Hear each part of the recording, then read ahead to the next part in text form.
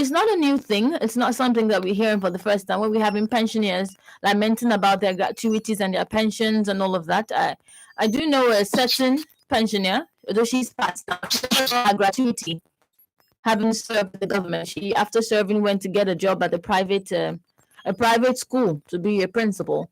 So she never got that, and her pensions too were not coming regularly. So, ma'am, what is it? I wanted to look at another a solution that can be brought to this. No, because we keep saying, tell the government should do this, the government should do that, but we've not been able to hold the government and make them do some of these things that they are supposed to do. What other alternative can people have? People who are coming up to work, and even these pensioners now who are in this state. What are the other alternatives that we think that we can generate from the opportunities available to us in our country? Okay, thank you very much. Like you said, this is something that we're used to. So when you hear that a particular state paid pension and the pensioners are happy, it gives us joy. But then, when you look at a state, people have served you. You took part of their money, at least under the report, you take part of their money, and of course they also put in their contribution. So the question is, even if you don't want to give them their own money, the one they contributed, where is it? Well, I know we should not be talking about the old regime. You should look at the reform. I think it's a good setup because the monies are not directed, to the governments that they can take money. It's with those who are administering it, and the funds are kept somewhere else, those who are keeping it. But then, to answer your question, I think the solution is having the interest of people at heart, the love of the people. Because you got on stage to vie, and you chose them, you are going to take care of their welfare. I read Abia's governor's, what do you call it, for 2022. And he still promised the citizens in his country, in his state. He still promised them good welfare. He promised them infrastructure. And then he talked about all the other projects, like the groundbreaking, the Rima, economic projects and all that. He has about 67 billion to spend as per his budget for the current. So are you now telling me that somebody who knows that he has pensioners in his state will not take care of that? Even if you come up with the best solutions, and the heart of the man does not want to pay, he won't pay. There's a system in place. There's nothing wrong with the system. Technology is there to drive it. These people are retired. You plug them into the system. Every month the money drops. So what is so difficult about that? That is why I said the real solution is for them to have a change of heart towards the pensioners. It's a change of heart. And it runs across everywhere in Nigeria. It's a change of heart to serve the masses. Okay. All right. Thank you very much for that, Buki. But still talking about this particular one, I think we've gotten to that point where Nigerians don't want promises anymore. Let us walk the talk, because we cannot keep coming out, mobilize people for elections, people come out to cast their vote, and it's as if we just get to keep those manifestos and recycle them over and over again. Look at all of the things that Nigerians are asking for. It seems as though like it is just the same thing. It is just the same demand, because I see no reason why somebody will put in years of hard work, and when it's time that I want to sit calm and enjoy the fruit of my labor, and I have to go. You see these older people when they move around to get their pensions, I really feel very, very sorry for them. I feel very sorry for them. And another issue that we also have to contend with is the fact that the officials at these offices, the way and manner that they go about their job is something else that should be addressed, because people cannot put in years of their life, and this is the way you treat them, making them feel as though they came to beg. Meanwhile, this is just something that should be given to them in a very, very defined setting. Society, yeah. And we keep talking about this things over and over again. It's quite sad. I totally agree with you. There has been a documentary that has been done that even some of them even extort money from them. They extort money from them. And everything still boils down on the fact that, do we even love ourselves? Do we love our nation to make it proud? The people that we go to meet over there, that we talk about their system, that it works and all that, it is because they love their nation and they want that brand of the nation to be strong, so that you go, you can talk about it. Angels don't build the nations. It is the people that build the nation. It is by what we do. So if I know my job is to pay pension on a monthly basis, I get on the job and I ensure that the payments are done. I read the report and the nation won I'm equal. They could single that man out that in the year 2020, he paid. So I'm asking, I don't know what happened in 2021. Maybe they removed him. I don't know. It is still the same story that we are hearing now. So it is when a good man with a good heart puts his hand on a task, you will see. That's why even the Bible says that, that the city will rejoice when a good man is in power. But when a bad man is in power, the city will groan. It's as simple as that. When we have the love of people, the love of our nation, and we want to do good for people, you will get on the job and do it. Okay. Still talking about people-driven leaders still. It still boils down to the same thing, because it seems as though everybody's just finding their way to this seat for some kind of personal reasons, actually. Because if you ask me, looking at these things, these are very, very basic things that people are asking for, not something out of the blues. But it is well, we keep talking about these things. All we just want to see is just solutions. And I feel like the agitations of Nigerians at this point is just for them to see solutions and headways on these issues. It is 9 minutes to 8 on Women Radio, WFM 91.7. And this is the Newspaper Review. The Newspaper Review is where we get to discuss and analyze issues across the dailies on different Nigerian newspapers. We get to talk about these things, not because we just want to dwell on them, but because we want solutions. We want to see the way forward on these issues. My name is Esther Alarabi, and I have with me in the studio Praise Olatibosun. And I have our analyst for the morning over the phone, Buki Femi Ajala. Now, Buki, talking about the 2023 general elections.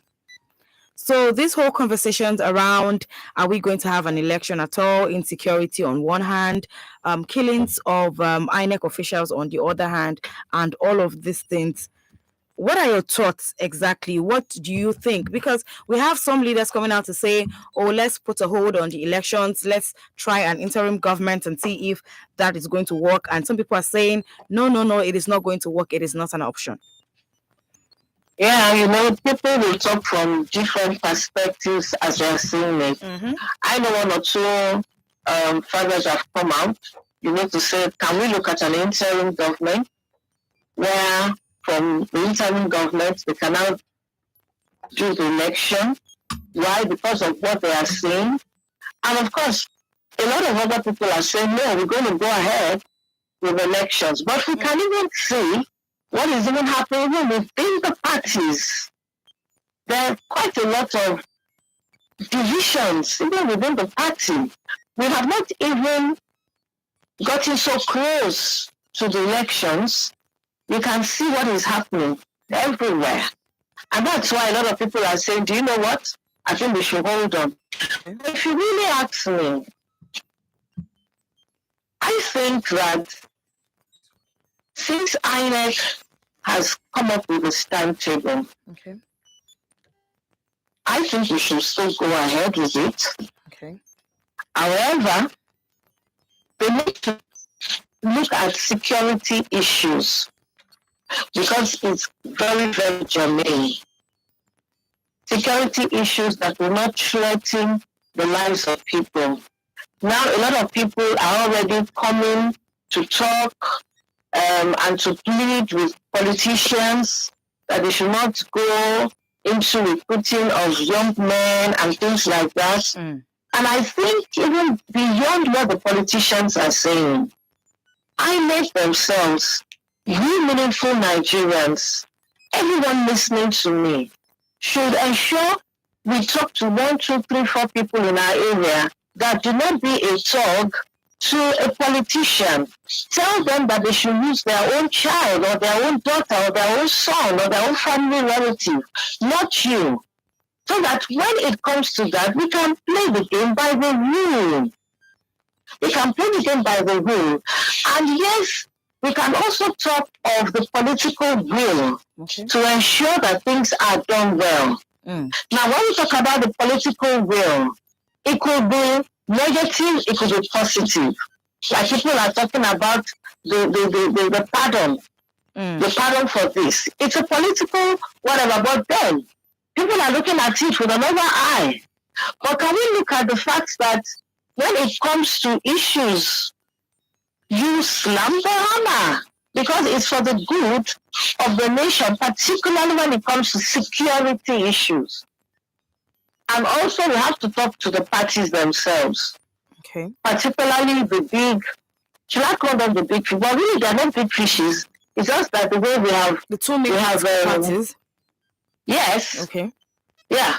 I mean, it's just the way that we have actually, made them to be so. We give them the power. That's the truth.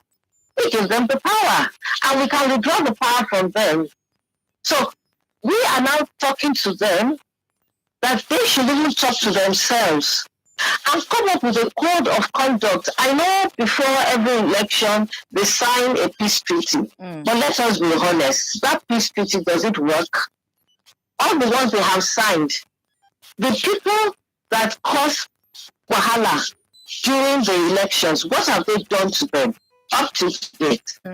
So it's like we should go back to the political parties and get them within themselves that, look, it is not a do or die affair. You don't need to kill anybody because you want to become the governor, or you want to become whatever you want to be in the Senate or whatever it is. That anybody we find that has this guy, in fact, they should even scrap this issue of thuggery and whatever coming out for them. I mean, we are trying to copy the developed world. If the developed world do that, they don't. So why can't we do what is right? So I think, for me, even if you have an interim government, what would the interim government do? You might say, yes, it will work. Who and who are going to constitute the interim government? Is this government that we have issues with? And then they will put in their own people. We know what happened concerning APC, that they had a consensus. Some people talked about against it. So is that the same person or is that the same system that wants to usher in an interim government? So these are issues that beg for answers. But I think, bottom line, if everyone is interested in Nigeria as it used to be, they will shy away from evil thoughts. They will shy away from evil doings. They will do what is right. All right. That's my own. They will do what is right. All right. Thank you very much, Buki Femi Ajala, for joining us this morning. Thank you so much. Thank you for having me. Yeah. We are hopeful that Nigeria will be great because Nigeria will be safe.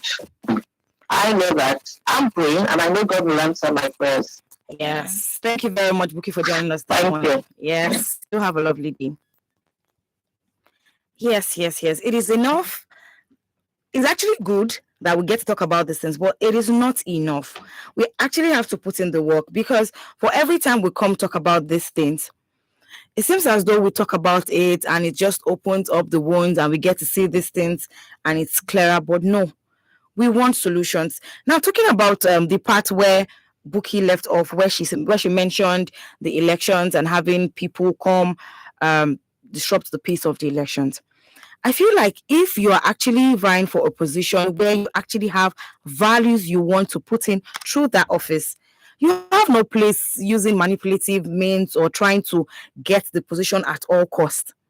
Because some kind of desperation you see from certain politicians and you're just wondering, is it actually worth it? Yeah. Is it general character? Is it worth it? Because when you look at these things and you just see all of this, we're really hoping that the youth and the people will learn this time around and nobody goes around accepting gifts or allowing themselves being used for some political for some politicians who are vying for, because you do these things and you have to wait for another 4 years and you complain, oh, this and this. I think Nigerians should get to that point where they should be able to put their feet on the ground and say, no, this is what it is. This is the newspaper review on Women Radio WFM 91.7, and the newspaper review is where we get to analyze the dailies across different Nigerian newspapers. My name is Esther Alaribi, and I have with me Praise Olatubosun. Our analyst for the morning joining us right now over the phone is Nkechi Emmanuel Layode Sejnel. Good morning, Sejnel. How are you doing? Hello, Esther. Good morning, Chris, and newspaper review. Yes, good morning to you. You're welcome. Yes, thank you for joining us this morning. Yes, thank you. All right. Do want to send us your text or your WhatsApp messages on 070-317-56537. Keep them coming in on 070-317-56537. All right, Praise. Now, this is a headline coming from this day newspaper, and it's from Amechi, and he's saying only one with courage, experience can lead Nigeria. The Minister of Transport and presidential aspirant, Honorable Chibuike Rotimi Amechi, has declared that only a man with courage and relevant experience can pilot the affairs of this country at this difficult time. He stated this when he separately visited the government and delegates of the All Progressive Congress in Ondo and Ekiti states on Monday to seek their support. The minister also visited the Ewi of Ado-Ekiti. Oba Rufus Adeyemo Adejugbe stated that experience in governance mattered, but courage was required to run the affairs of a country, Nigeria, and he had both. What I come with is not just experience, but courage. We need a man. Now, he has started his campaign. He started trying to get supporters, people who would support his political ambition. And let's understand, he is a member. He's a member of the sitting presidential cabinet. He's still serving as the minister. He hasn't resigned yet or left the office of being a minister and has started the campaign already. So now, he said, according to him, part of his resume is that he has governed a state where there was militancy. He's talking about Rivers State, okay, and said there were kidnapping of a two-month-old children, and he couldn't sleep. He said he was very worried. However, he was just telling them what he could do as a leader. Now, campaigns have started, and if we look at his personality, we know the type of personality that Amechi has. He is fierce. And all the other people too who are coming out for presidency. We have Senator Chris Ngige, another really fierce person. If you know about what he did when he was governor of Anambra State and his interaction with his political opponents.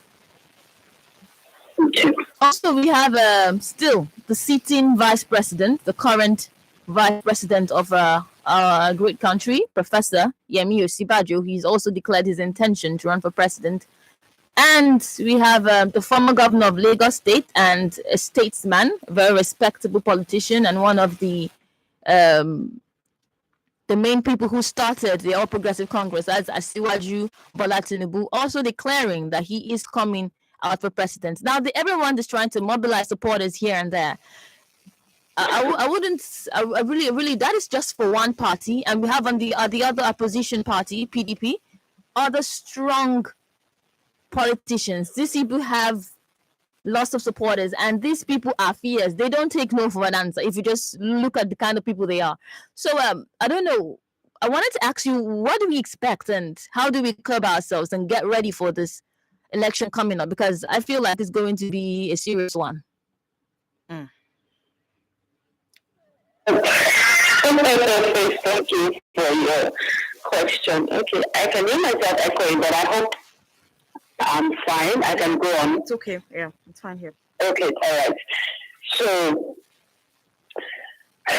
of course, all the candidates, those are the candidates that have come out, and most likely more are also going to come out as well. But the ones that we've seen, just like you said, they are fierce and they are quite competitive in their own rights. But regarding maybe Amici or even talking about them all generally, for me, your best portfolio is the change that you have brought, like the practical change that you have brought in your last office.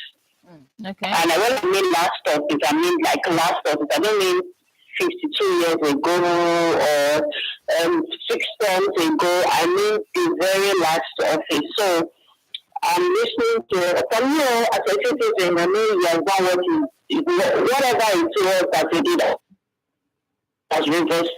So I cannot say particularly this was its impact or not. It will not be fair. Perhaps somebody in that state will be able to speak better on that. But now this transportation matter, the other was listening to me yesterday, it was, if we had 3 billion, we would have avoided the terrorists. And I'm just wondering, all this, if we didn't have, if we might have, is not going to solve Nigeria's problem. And if I cannot see that a problem has been solved, I don't mean a problem is being assumed to be solved. Sure. If I cannot see that a problem has been solved, then I wonder why do you want to move up the ladder in terms of presidency? Okay. One thing that we should notice, I'm not the Nigerian that is cynical. Maybe Nigerians, when they talk about this, is a very cynical, angry, and maybe I guess where they're coming from, but I don't think that we should go up and down talking with cynicism. No, I'm not like that at all. Everybody should be given the chance to contest or whatever it is that they need to do to prove if they are president enough. You allow me to use that term. Yeah. But the main case should be what have they done? And maybe for track records, that's what people are finding difficult. Some of the aspirants that is called, like some have track records, to be fair, but then people are wondering, okay, what's your integrity level? So if it's not their track record is integrity level, if it's not integrity level, somebody is saying somebody bypassed their boss. So we have a lot of these things going on, and honestly, our Nigerian president, who is going to be president, is a full discussion. What I will say is what I've been saying. My own conviction, I do not think that only waiting for the president or for a new president is going to solve Nigeria's problem. I believe that these people that are walking up and down, including the aspirants, the presidential aspirants, if they find a space in Nigeria, that in terms of a space that they are good at, and they hold it there and they decide to work diligently, Nigeria is going to be better for it. And I hope that because only one person can win, so I hope that when most of the people wish, because they are not going to have one president, they don't take it so hard and they find places that they can work in, or maybe these things can happen. We can have such competition where all of these aspirants can find places in the Nigerian space where they can work or where they can produce or live out their passion. I continue to say many of the world changers, you don't know about missing it, you can Google, people can go and research. Many of the world changers were not even presidents. So when we come to Africa and Nigeria, we say if we do, that's what it has turned into, yes, because you put it right, in fact, you even put it a bit mildly. It's almost like a game that I'm going to become president or not. That's what it's looking like when you see some people in body language and you speak. And it's really worrisome that, wow, I mean, is there another thing beyond this? But most people are waiting for this. Some people are doing, just all manner. And that shows me that it's about the power and it's about the moving forward of the country. So, Sejna, let me add this. Okay, what actually? Yes. So, a school of thought opines that presidency in Nigeria has been made so attractive with so much powers that it seems as though for every politician, you just strive to want to taste what that seat feels like. This is what the school of thought feels like. Maybe we should start looking into the sentiment of cut down cost of governance, cut down allocations, budget, and maybe when it's not all so rosy, we'll have less people coming out to tell us, I want to do this and this. You're correct, Esther. This is even a perspective. This is an important perspective because I think that's what another thing people think that it is rosy or it is supposed to be rosy. So when I mean supposed to be rosy, you go there, you sit on your seat, cover takes you left and right. The people are dying and citizens are demanding for answer. You're telling them you're coming, you're working, you're coming, you're working, you're coming, you're working. That's not what presidency is about. Frankly speaking, Nigerians are frustrated. I know that sometimes Nigerians don't know how to vent their frustration. Means the fact that some people do it in the wrong way. But Nigerians are frustrated. I was sitting with a moment that if you ask many Nigerians, they're inspired. So yes, and the thing about leadership is if you understand the risk that it carries to be president of Nigeria at this time, you won't be in the hurry. But the fact that so many people, I'm not saying how they actually answer questions, I'm not in their heart, I don't think I've had a conversation with them. Maybe some people, it took them a lot of courage to come up, like our daddy, I mean, she said, it takes courage. Maybe, but the point of what I can say is, it's bigger than what I think that many people are bargaining for. Now, you see, people say, I want to be president. I can't wait for this debate to start. When you launch, I don't know about the debate alone, because in your campaign and your media rounds and all that, you should already be telling us, how are we debating? There's a headline in this newspaper review for today, which talked about this bandit asking for more for 20 million. Right. How are we going to solve the security issue? No, I've not seen anybody that has answered that question. I've not. Also, I think financing the bandit are not the response to make one person look bad. These are questions I want to ask because nobody is talking today about how the lies and the banditry in Nigeria is going to end. We're just saying we are unfit. You said, I'm not really, from you, I'm not saying it should bring it to my attention. So it's still a level to my, you're correct, Esther. If you can bring all of those specs down and make it look like it's down to business. And for me, I'm not saying that the person serving in that office shouldn't be catered for, shouldn't be cared for. But we are saying if we remove the excesses, we're not saying we don't live in a house or don't go with cover, but maybe if you remove the excesses, it could help. But I trust me, Esther, once a Nigerian is becoming, it's very hard. For some people, really think that the fact that they are going to have that title, President of Nigeria, or former President of Nigeria, is what is making some people already wrong, unfortunately. All right. That's the degree of President of Nigeria. Thank you very much, Sage. Now, let's take some of your messages we have here. Keep your text and WhatsApp messages coming in on 070-317-56537. Good morning, Anderson in Itoki. He says, what is this urge and rush by politicians vying for presidential seats? I want to ask, do this set of politicians in Nigeria really want peace?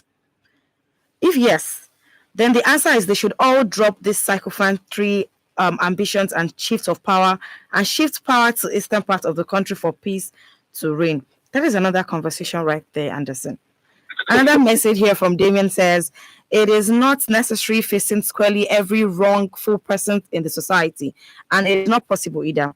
President Muhammad Buhari is like a father of the nation and should set to presidents. That is why Bishop Kukah is strongly criticizing him where he has failed.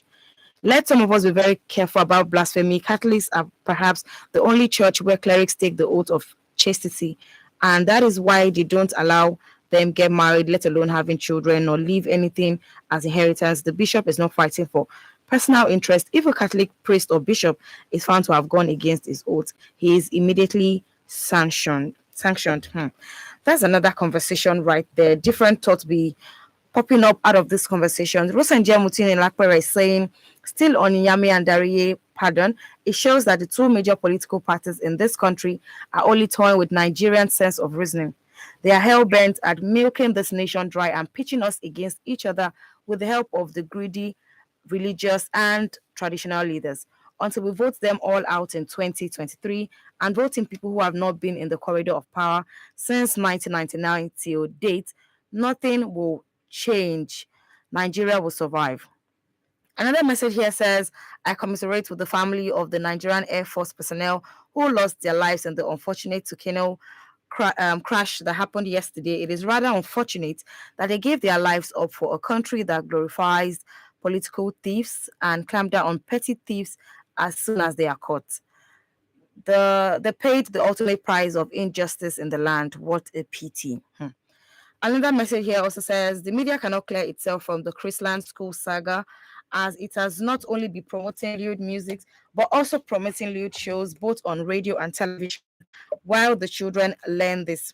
There is this particular show, reality show that we have here in Nigeria, where the kids get to learn all of these things. It would be nice if it is looked into. Well, I think it still goes back to being careful what your children get to see, because I mean, there's in as much as we put it on the media to watch what they put out, the kind of content that they put out, it still boils down on parents to ensure that there are content you don't want your children to see. Yes, don't bring it to them. You have phones you give your children. There are ways where you can monitor what they use or websites that they visit, and teach them generally what to do and what to do on the side of things, because there's definitely, even in course of life, see things that would mislead. Even as adults, we do see things that might want to mislead us. So we just decide, okay, this is what I'm going to do. This is what I'm not going to do. So it's another message here is from Abiola Nikeja, and it says, I remember clearly that before the 2019 general election, there were a lot of noise from people that the election may not hold because of security reasons. But today, what do we have? It held, and we are planning another. But my concern is, what happened to those who were arrested during the previous elections? Where are they? Have they been released? Amechi should know he doesn't have both the experience and the personality he claims to have. Someone that cannot provide security for a train wants to secure Nigeria. Why didn't he buy the sensors that was needed for these trains when they arrived in Nigeria? Election in France have been peaceful, but when it comes to Nigeria, it becomes violent, and we have talks everywhere. After a lot of resources used by the EFCC and years of investigation to prosecute some looters, they finally received presidential pardon. Then a man that steals Gary is still in prison. Sage now. So this whole conversation around, okay, now this is it. There's this headline on the Guardian newspapers this morning that says, pardon for Dariye in Yame, you squash putrid egg on Nigerians' faces, showing car blast Buhari. So now a lot of conversations have come up from the presidential pardon that former governor of Plateau and Taraba State, Joshua Dariye and Jolly Inyame, respectively, who were jailed for stealing billions of naira. They've gotten pardon, and this conversation, people have been talking about it. Yesterday, there was this headline where Wike came out to say, if this is what we want to do as a nation, then let's disband EFCC and ICPC, and we know we don't have anti-graft agencies anymore. People can do as they wish, because there is no point being selective about your judgments. This person does this, you cannot release this person, but this other person does the same thing, and this person gets a pat on the back or is released after a while. So where do you stand on this? Because now Professor Wale Soyinka is also coming out to say, no, you cannot do this. This is a slap on the faces of Nigerians. So if the person stole billions, the person should stay the same time. There should be nothing like pardon. That's just it for me. First of all, there should be nothing like pardon. Like pardon, why? Then let's go to prisons. Let's all visit prison and start pardoning everybody in the prison cell. It doesn't make any form of sense at all, actually. There's no form of sense. Even if it wasn't on the headline, like Professor Rishika talking about it and it being viral, I hope it's as viral as possible. It doesn't make sense. So I'm not sure if this gives as much details or trying to read through it, but even if it gives details, I really can't find so what the reason or the former government. It does, in fact, it's the more reason that the former government that they should stay longer. Because that's why we discussed that in the first phase of this conversation. That's why according to the report I saw, so they were pardoned based on age and health reasons. But no, we cannot do that. We cannot do that. That's why we continue to have the same thing repeated in the country. We cannot do that. I know that is supposed to make everyone look like, let's just, no. But when they were saying, when they were doing the thing that was wrong, your age and everything was intact. We cannot do that because it's not even about us. So it's not about us wanting anything to be done or not. It's about the examples that other politicians are seeing, the examples that, I don't want to say younger people, it's like young people, old people, the examples that the Nigerians are seeing and say, okay, so if I do this and I man, and I know somebody, or I'm somebody, that's the message you are passing. It's not that, it's not the person cannot say because they're not, no, that's not it. I know that there are people, even in America, I don't know all particular names, I have not checked the update at this time, but I know that there have been interesting cases in America. Person can be whatever 82, you'll be in prison, you're going to be in prison. It must serve as an example to other people. There's one particular person that comes to mind. The person is elderly, but is in prison, like where it's meant to be. So we are not to do that. And I look at that's where they put the headline. Honestly, it's just like a slap, whether it's X or whatever the headline is. It's just like a slap on citizens' face. No. In fact, it's different than what we are talking about. But you see, this is what we are talking about as a country. Everybody says you want to rush to be leader. These are difficult decisions that you have to make. Maybe your friends are in prison and they are begging you. But you can't just say they're my friends and you want to let them come out. It's honestly, it's actually like a slap to citizens' face on a more serious note. And I hope that these are things that other people are learning, experience are learning, so that they can do better. Because it's really tiring to continue rotating the way, not even just doing things in different ways, but things happening in different ways, but they are the same things. I think you wanted to make a yes. A message here from Abiola Nikeja says, now those that have been pardoned can run for the next election. Please, who is deceiving who in this country? Is the law only for poor Nigerians? Another message here from Clement in Ikeja says, yes, this one says, this is coming in from a government that claims to be fighting corruption. The one who came in on the tenets of fighting corruption, and this is what we get. I think Nigerians need to open their eyes and face reality because corruption is here to stay. That is really strong. Another message here from Anderson Itoki says, I want to plead with PDP. They should please give a chance to Governor Wike for his presidential ambition. He is the only man who can deliver Nigeria. Anderson, this your conclusion. I don't know where it's coming out from, but everybody's entitled to their own opinion. Actually, yeah, they're entitled to your opinion. Yes. So there's this very part where Clement mentioned that for a government that came in riding on the fact they were going to fight corruption and this is what we get, Nigerians should open their eyes. What do you think about that particular statement? Because truly, we are actually supposed to be fighting corruption. This is an example that shows us by the grace of God, I'll be here.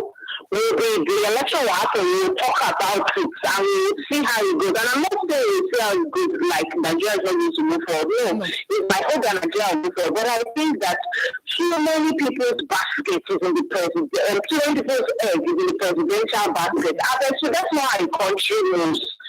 So we are talking about this corruption or even corruption generally now. But you see that this corruption is not even this one that you're talking about is not the case study of what happened from the office of the presidency. But you see that it's not even we've spoken about different the other time okay the film went off. Wasn't it NAFDAC that we're trying to explore the other time that the film went off. It was not that when the new person went there and found literally nothing. Like it was just a mess. People just using their cars to go out to carry the whole NAFDAC for inspection. That should speak volumes. That should speak volumes of the country. Even private organizations, they have their own cars that they use to pick people. So the point of what I'm saying is it's a different department. This corruption is a different department and that makes it a whole. So until we all agree that in our department, in our corner, we're going to make sure that we do the best. We're going to make sure that we do what is right. We're going to make sure that we do things in order, decently and in order. It's going to continue to be this big thing that people are trying to touch but cannot really touch because it's not one person that can do it. It's just not one person that can do it. It's the entire office. And I just must add that as we even concentrate on this election many times, and I've been a part of it too, we concentrate on only the president, but let's start looking at other people too. Let's also pay attention to other offices that people are going to occupy so that we don't just concentrate only on the president so that we can see how to bring change in different ways. All right. Thank you very much, Reginald. There's this message here from Damien, and it says, if some of us express that Wike is fighting for personal gains in respective of his vehement criticism of the presidency in respect of the recent state pardon to strong financial crime suspects, so is the same as Professor Wole Soyinka is also fighting for self-interest. Should we keep on living in a false paradise? That's the big question. Should we keep on living in a false paradise? Rosanjala Wali Mutinakure is saying Nigeria is a country where injustice is the order of the day and is crying for peace to reign. Until we give justice to whom justice is due, peace will continue to be elusive in this country. A country filled with 90% rotten followers would only produce a good leader by miracle, and that may not happen anytime soon. He's always saying that.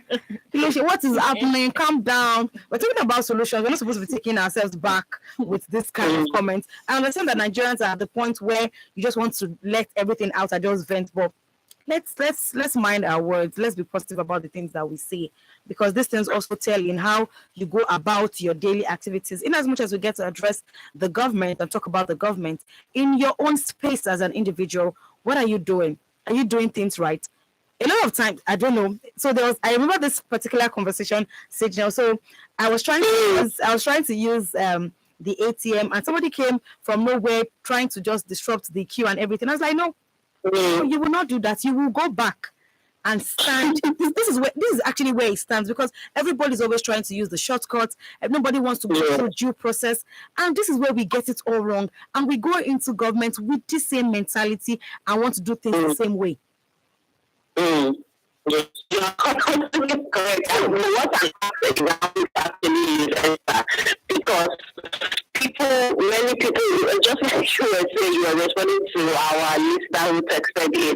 Many people like to cut the long process or the due process short, and then you want to do it on your own part. Then you want to sit down, whether in your house or in your car, and call radio and say, hey, the government is not working, whatever. When you yourself, you're coming from the office and you took a lot of short process, took a lot of short steps. And you see, this is deeper because we're going to be office as an example. That passport office is a case study. If people go to, I don't know, conversation entirely. It's another conversation entirely. That place is a place of impact. It is well. And I use that as an example out of the many departments we have in Nigeria to show how one department alone, how people are just like no shortcuts. And if you ask, okay, why are people trying to take the shortcut to pay extra money or whatever? You see, because one system is not working, or one person deliberately doesn't want to do the work and wants people to pay. It's just a ripple effect. And so, if that person can do right in their own sphere, at least it will reduce down the effect of what corruption are continuing to talk about. So that's why I was thinking it's not a presidential thing, the lack of corruption or that is a Nigerian thing. And today I'm not talking for the office of the personal responsibility, the office of the citizen. It's now the office of the government and the different people occupying that role, who claim that they must be held to high standard. That's why I can't be releasing people before time if they did something wrong. All right. Thank you very much, Senior, for joining us this morning. Yes. Thank you so much, Esther and Praise. Yes. You have a great day. You too. Thank you. Yes. All right. This is where we call the newspaper to a wrap. But let's quickly take this comment before we go. This one is coming in from P. Dasa in Ogun State, and it says, "Good morning, my able news crew. Good morning to you. Good morning. My question is on insecurity. Definitely, insecurity will continue as long as authorities in power to a reasonable extent are behind it. Do not forget that the issue of insecurity intensified with the attempt to introduce and enforce Ruga on Nigerians. So clearly, insecurity will not stop until the government in power is replaced." Praise, your final words as we wrap up on the show this morning. Well, we still hope for a better country, a better Nigeria. We ensure that in our different spaces, we do what is right. Have the heart of patriotism and have the heart of love for your fellow man. Hopefully we'll be, and I believe strongly, not even hopefully, I'm positive, we'll be able to build the kind of society that we would be proud of and feel safe in. All right. Thank you very much, Praise. Thank you, Esther. Yes, this is what we call the newspaper to wrap this morning. Amazing conversation we had right here. Thank you so much for your text. Thank you for your messages. Do well to join us again tomorrow at 7:30 on Women Radio 91.7. The newspaper review is where we give about solutions. We're positive about Nigeria. Nigeria is just home to a lot of us, home to many. My name is Esther Alaribe. Good morning. Coronavirus is real. Doing the following: 1. Wash your hands frequently and rub or with soap and water. 2. Maintain social distancing. Maintain at least 1 meter or 3 feet distance between yourself and anyone who is coughing or sneezing. 3. Avoid touching eyes, nose, and mouth. Our hands touch many surfaces and can pick up viruses, so be careful. 4. Practice